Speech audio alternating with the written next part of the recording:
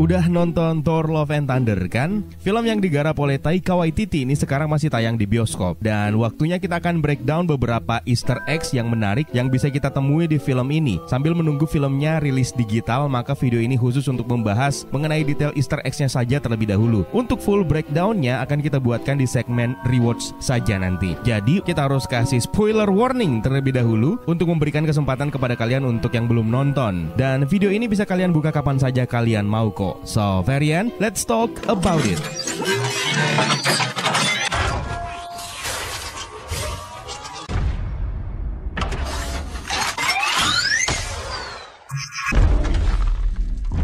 Meskipun film ini agak kurang di mata banyak fans, namun tetap saja menarik untuk melihat detail-detail apa saja yang disematkan oleh Taika Waititi dan Kevin Feige dalam filmnya. So, ini dia beberapa Easter eggs yang mungkin terlewatkan pada saat menonton pertama kali film ini.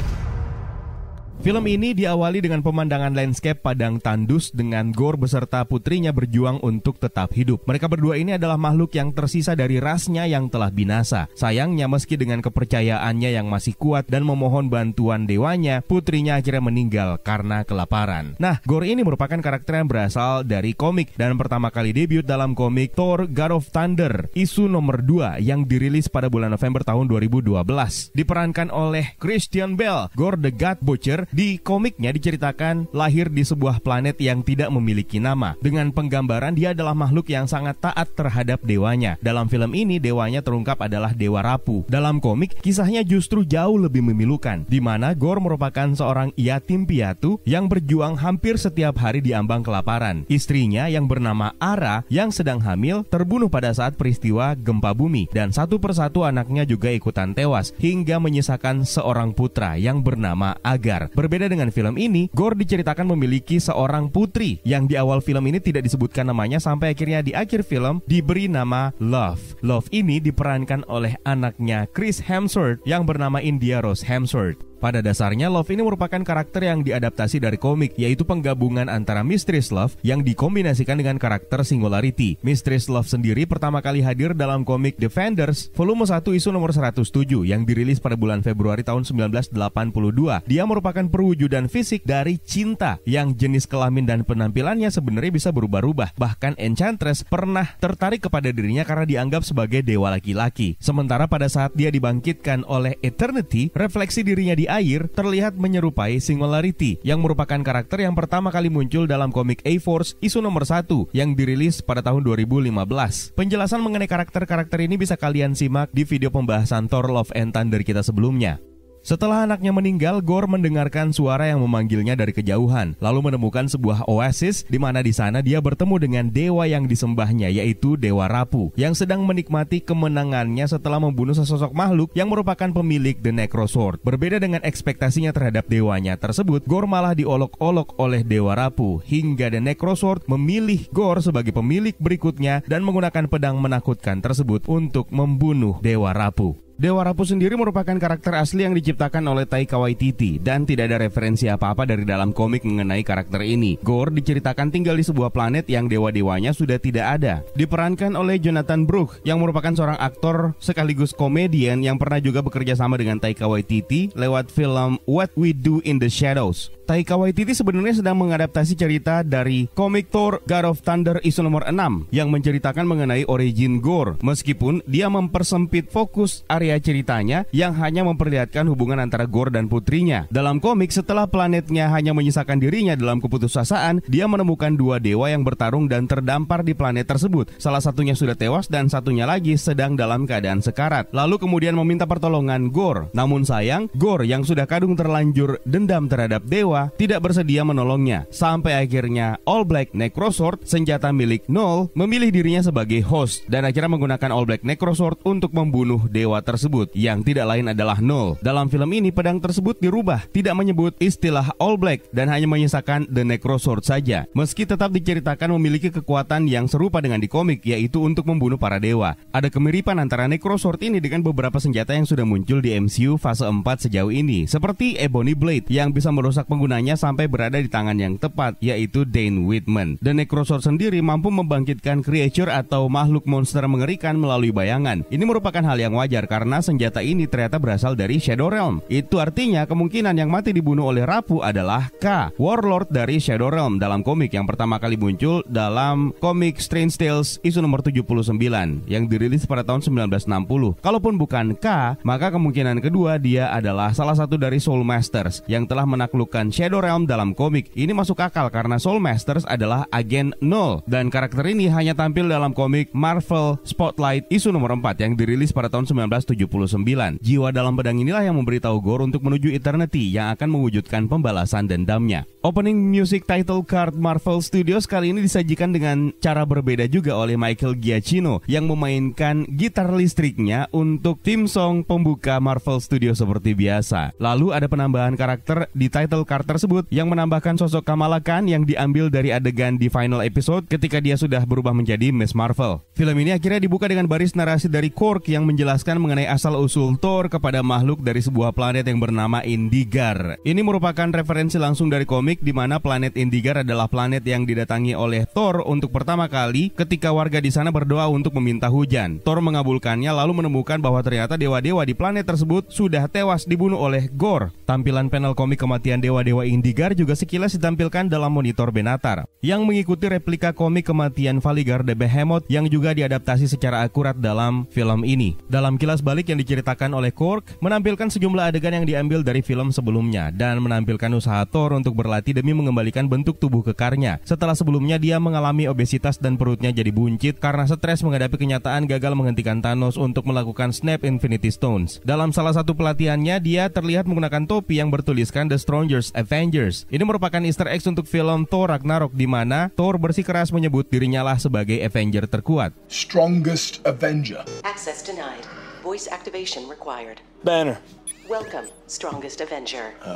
Pada saat Thor menanam gagang Stormbreaker, rupanya gagang tersebut memiliki akar dalam prosesnya. Ini merupakan pengingat bahwa gagang Stormbreaker sebenarnya terbuat dari lengannya Groot yang bisa kita lihat di Infinity War. Lalu ketika bersiap untuk beraksi menghadapi Habushka the Horrible yang merupakan ras alien asli karya Taika Waititi sendiri, Thor menggunakan Stormbreaker untuk terbang layaknya penyihir, sama seperti Harry Potter dan kawan-kawan. Sementara itu, tank top yang digunakan oleh Thor berisi gambar Yggdrasil yang menghubungkan Nine Realm. Dengan di belakangnya terdapat sebuah lingkaran merah yang merupakan jejak Bifrost. Beralih ke bumi yang memperlihatkan kembalinya Jane Foster setelah absen dalam film Thor Ragnarok. Dia menjalani proses kemoterapi setelah divonis menderita kanker stadium 4. Ini merupakan adaptasi dari komik juga di mana Jane Foster menderita kanker payudara, lalu meminta tolong Heimdall untuk membawanya ke bulan tempat Mjolnir ditinggalkan setelah Thor kehilangan wortinya. Dia lalu menjelaskan kepada seorang pasien lainnya yang sedang asik membaca buku The Foster Theory Space and Time Travel yang merupakan karya dari Dr. Jane Foster sendiri, sambil menjelaskan analogi lubang cacing yang sama seperti yang dijelaskan di dua film yang dia sebutkan juga, yaitu Event Horizon dan juga Interstellar. Penyebutan istilah Einstein-Rosen Bridge yang dipopulerkan oleh Albert Einstein dan Nathan Rosen pada tahun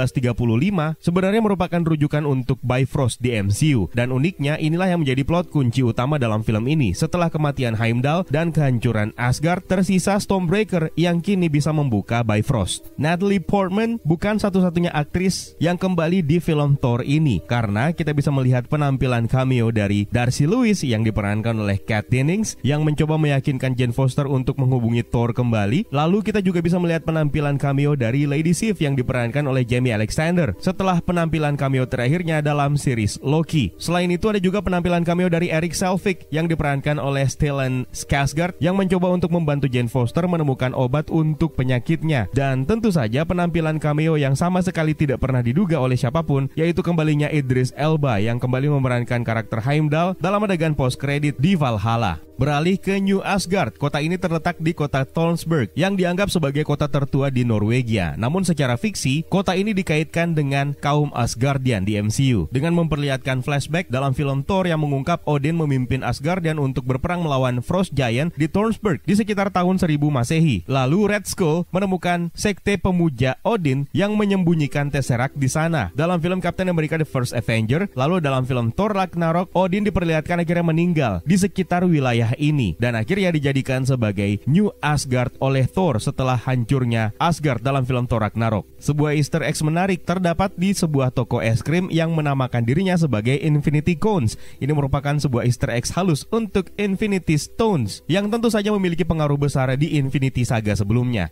Logonya bahkan memakai logo Infinity Gauntlet lengkap dengan Infinity Stone-nya. Sementara gaya penulisannya mengikuti style font dari judul film Avengers Infinity War dan Avengers Endgame. Taika Waititi juga mengulang kembali adegan pertunjukan teater yang memperlihatkan kisah yang terjadi dalam film Thor Ragnarok yang kembali diperankan oleh Matt Damon yang memainkan karakter Loki, Luke Hemsworth yang memainkan karakter Thor, dan Sam Neill yang memainkan karakter Odin. Dan kali ini mereka ditemani oleh Melissa McCarthy yang memainkan peran sebagai Hela dalam pertunjukan teater tersebut. Balik lagi ke Indgar, King Yaka memberikan hadiah kepada Thor 2 ekor kambing peliharaannya. Dalam mitologi Nordik, kereta terbang milik Thor ditarik oleh 2 ekor kambing yang bernama Tangrisnir dan Tangjoster. Lalu Marvel mengadaptasi ide tersebut pada tahun 1976 melalui komiknya dengan memperkenalkan nama kambing Thor sebagai Tooth-Gnasher dan Tooth-Grinder. Akhirnya 2 kambing ini juga ada di MCU yang merupakan hadiah dari King Yakan, lengkap dengan teriakan khas kocaknya yang masih terngiang-ngiang sampai sekarang.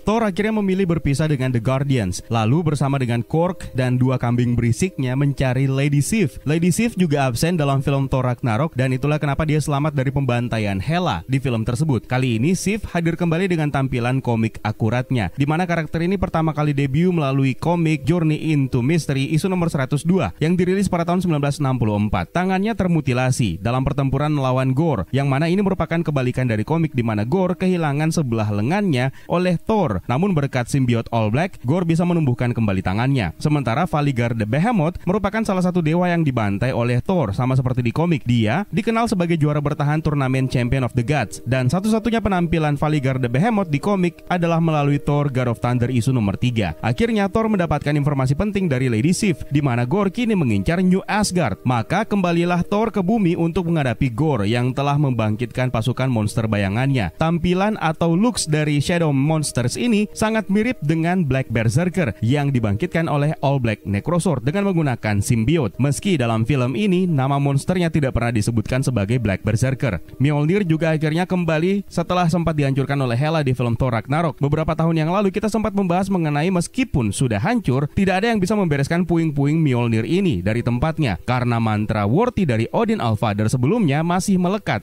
Rupanya mantra tersebut sudah di-upgrade oleh Thor sendiri yang meminta Mjolnir untuk ikut menjaga Jane Foster. Ketika Thor membisikkan harapannya, Mjolnir bereaksi yang sama seperti ketika dibisikkan mantra oleh Odin. Sebenarnya Thor tetap tidak kehilangan Worthy-nya, hanya saja Mjolnir kini punya tugas baru untuk menjaga Jane Foster. Hancurnya Mjolnir bahkan memberinya kemampuan baru, yaitu untuk memecah dirinya menghadapi pasukan lawan yang diperlihatkan ketika melawan Shadow Monster dan pasukan Omnipotent City. Serta dialah yang berperan penting untuk menghancurkan Necrosword di akhir film ini. Tampilan Mjolnir yang memiliki garis-garis retakan seperti ini sebenarnya sangat mirip dengan tampilan Mjolnir dalam komik Thor volume 6 isu nomor 23 yang dirilis pada tahun 2022 ini, di mana dalam komik tersebut Thor menghancurkan Mjolnir untuk membersihkan God Tempest yang menjadi penghuni Mjolnir dari pengaruh jahat. Lalu pecahannya dikumpulkan oleh Angela. Masih di New Asgard, kita juga bisa menemukan sebuah toko yang bernama The Black Raven yang artinya gagak hitam, yang mana ini merupakan referensi untuk burung gagak milik Odin yang bernama Hyujin dan Munin. Lalu Valkyrie juga mengeluhkan tentang pertemuan dari surat burung gagak serta Thor yang menyebut kecepatan Godbot seperti kecepatan Odin's Raven atau gagak Odin. Ini merupakan referensi ke 2 gagak hitam milik Odin tersebut. Berikutnya, terjadi perbedaan hitungan kapan Thor dan Jane Foster berpisah. Jane Foster mengingatnya sekitar 3 atau 4 tahunan, sementara Thor mengingat dengan tepat yaitu sekitar 8 tahunan. Ada gap 5 tahun yang menandakan bahwa Jane Foster menjadi salah satu korban snap Thanos. Kembali ke adegan flashback dalam acara dinner, Thor harus meninggalkan Jane Foster setelah mendapatkan panggilan telepon dari Nick Fury, di mana Thor salah mengeja namanya dengan menjadi Fury dengan double R di tengahnya. Thor memang pernah salah menyebut pronunciation untuk nama Nick Fury ini. Gore akhirnya menggunakan pasukan bayangannya untuk menculik anak-anak di New Asgard dan dijadikan sandera. Untuk melacak keberadaan mereka, Thor menggunakan anak Heimdall yang bernama Astrid yang malah kekeh dipanggil dengan Axel, yang merupakan referensi dari vokalis Guns N' Roses. Melalui penglihatan Heimdall yang diturunkan kepada Axel secara genetik, membuat Thor bisa berkomunikasi dengan anak-anak New Asgard yang diculik dan menemukan mereka disekap di Shadow Realm. Ini sama seperti ketika Thor menggunakan Heimdall untuk melihat rakyat Asgard yang disembunyikan oleh Heimdall pada saat Hela mengambil alih Asgard. Oke, di sini ada detail menarik yang bisa kita sadari. Pada saat Thor berusaha menenangkan semua orang tua yang kehilangan anaknya yang diculik oleh Gorr, Thor merasa keganggu dengan suara tulisan di papan tulis oleh Mick. Ada perbedaan yang bisa kita lihat dengan trailer di adegan ini. Ternyata di film ini, Mick sedang menggambar sketsa kronologi kejadian, yang mana justru ini adalah spoiler untuk keseluruhan film. Adegan ini mengingatkan kita kepada Kamala Khan yang menyusun rencananya dengan mengilustrasikan kejadian di papan tulis. Nah, coba kita breakdown sedikit apa yang sedang disusun atau diilustrasikan oleh Mick di papan tulis. Di awal, Mick menggambarkan kejadian Gorr kehilangan anaknya lalu bertemu dengan Dewa Rapu, lalu membunuh dewa tersebut dengan Necrosword. Sementara berikutnya, ada ilustrasi Guardians of the Galaxy bersama dengan Thor yang sedang beraksi, kemudian mendapatkan hadiah dari King Yakan, yaitu 2 ekor kambing berisik. Lalu berlanjut terus ke kejadian New Asgard yang diserang oleh Gorr dan Shadow Monsternya, di mana Valkyrie tiba dengan menggunakan kuda terbangnya dan bersama dengan pertemuan Thor dan Jane Foster yang akhirnya reunian. Shadow Monster menculik anak-anak, lalu Thor dan tim pun berangkat mencari bantuan ke Omnipotent City. Ilustrasinya digambarkan dengan cukup akurat, mulai dari pertemuan Council of the Gods, Zeus, Thor yang ditangkap, lalu mereka mencuri Thunderbolts atau Lightning Bolt milik Zeus, pertarungan dengan Gorr, sampai kepada Thor yang mendiscover penyakit kanker parah Jane Foster akibat penggunaan Mjolnir dan akhirnya dirawat di rumah sakit. Stormbreaker yang ditangkap oleh Gorr, lalu kemudian digunakan untuk membuka portal menuju Altar of Eternity, sampai kejadian akhir dari film ini di mana Jane Foster dan Gorr meninggal di altar tersebut. Thor pun akhirnya merawat anak Gorr yang diberi nama Love. Mick ini sepertinya cenayang ya. Detail favorit saya dalam film ini. Harusnya Thor sudah bisa mengantisipasi kalau punya waktu sedikit untuk melihat ilustrasi akurat dari Mick ini. Thor dan Valkyrie akhirnya memutuskan untuk berangkat menuju Omnipotent City yang dalam film ini digambarkan cukup komik akurat, di mana kota ini pertama kali ditampilkan dalam komik Thor God of Thunder isu nomor 3 yang dirilis pada tahun 2012 kemarin. Dan Thor membayangkan bisa membentuk tim impiannya untuk menghadapi Gorr the God Butcher sambil menyebut nama Zeus yang dalam film ini diperankan oleh Russell Crowe, kemudian Hercules yang merupakan putra Zeus dan akhirnya membuat debutnya secara resmi di MCU dalam adegan post credit di mana karakter ini diperankan oleh Brad Goldstein. Kemudian Thor juga menyebut dewa Mesir Ra yang sebenarnya merupakan referensi untuk Moon Knight, di mana dalam series tersebut dia diperkenalkan sebagai salah satu anggota dari Ennead, dan dalam komik Ra ini sebenarnya merupakan dewa pertama. Kemudian Thor menyebut nama dewa Tumatuenga yang merupakan dewa perang Maori yang dalam komik disebut sebagai Ku, dan yang terakhir dewa yang sangat susah untuk disebutkan, Quetzalcoatl yang merupakan dewa langit dalam mitologi Aztec, yang memang juga pernah bekerja sama dengan Thor dalam komik untuk melawan musuhnya. Ini juga bisa sekaligus menjadi salah satu pengantar untuk karakter Namor di film Black Panther Wakanda Forever nanti, yang kabarnya akan mengubah originnya dengan menjadikan Namor sebagai salah satu avatar dari dewa-dewa Aztec. Nah, di Omnipotent City ini ada begitu banyak Easter eggs, ada begitu banyak penampilan cameo yang bisa kita temukan. Dan mungkin sebaiknya akan kita buatkan video terpisahnya karena durasinya bakalan memakan waktu yang cukup panjang. Sementara yang sekilas terlihat ada sosok naga emas yang bisa jadi merupakan salah satu ras dari The Great Protector dari dimensi Talo yang tampil dalam film Shang-Chi and the Legend of the Ten Rings. Lalu ada dewa dengan tampilan bola mata yang cukup besar yang mengingatkan kita terhadap sosok Gargantos dalam film Doctor Strange in the Multiverse of Madness. Lalu ada dewanya Korg yang berasal dari bangsanya Kronan. Lalu dengan jelas kita juga bisa melihat sesosok dewa yang mirip seperti dewa dalam mitologi Aztec, yang mana ini mungkin adalah Quetzalcoatl. Kemudian ada dewa yang disembah oleh suku Maya yang kepalanya kelihatan segede tubuhnya. Kemudian ada Dewi Maori yang mana ini mungkin merupakan Dewi Tomatuenga yang disebut oleh Thor sebelumnya juga. Kemudian ada Dewi yang dikreditkan namanya sebagai Minerva yang mana ini mungkin merupakan nama lain dari Dewi Athena, yang tentu saja akan menimbulkan kebingungan karena dalam film Eternals, Tina dianggap sebagai Dewi Athena oleh mitologi Yunani. Meskipun akhirnya ketahuan kalau Eternals bukan dewa, melainkan android yang diciptakan oleh Celestial. Dan salah satu penampakan dewa yang paling penting juga untuk film Black Panther Wakanda Forever nanti yaitu Dewi Bast, yang juga ditampilkan singgasananya berada di depan singgasana yang diduduki oleh Valkyrie dan Jane Foster. Dia adalah Dewi Bast alias Bastet yang juga merupakan salah satu anggota dari Ennead. Dan tentu saja ada Zeus dengan Lightning Bolt-nya yang juga menjadi salah satu senjata kunci untuk film ini. penyamaran Thor akhirnya ketahuan, membuat Zeus menghukumnya dengan melucuti jubahnya. Jangan terlalu fokus ke area bawah karena di punggung Thor terdapat sebuah detail yang menarik yang berupa tato yang sepertinya sengaja diukir oleh Thor untuk menghormati saudaranya yaitu Loki dengan tulisan Rest in Peace Loki dan gambar mahkota Loki dengan tulisan di sebelahnya Brothers. Lalu di bagian bawah gambar patah hati yang merupakan referensi langsung hubungan antara Thor dan Jane Foster yang sempat retak. Dan kemudian ilustrasi catatan yang mana dalam catatan tersebut kalau dilihat dari versi HD-nya, catatan ini bertuliskan Mother yang merupakan referensi untuk Frigga, Father yang merupakan referensi untuk Odin All-Father, Heimdall, Loki, Tony yang merupakan referensi untuk Tony Stark, dan juga Natasha yang merupakan referensi untuk Natasha Romanoff tentunya.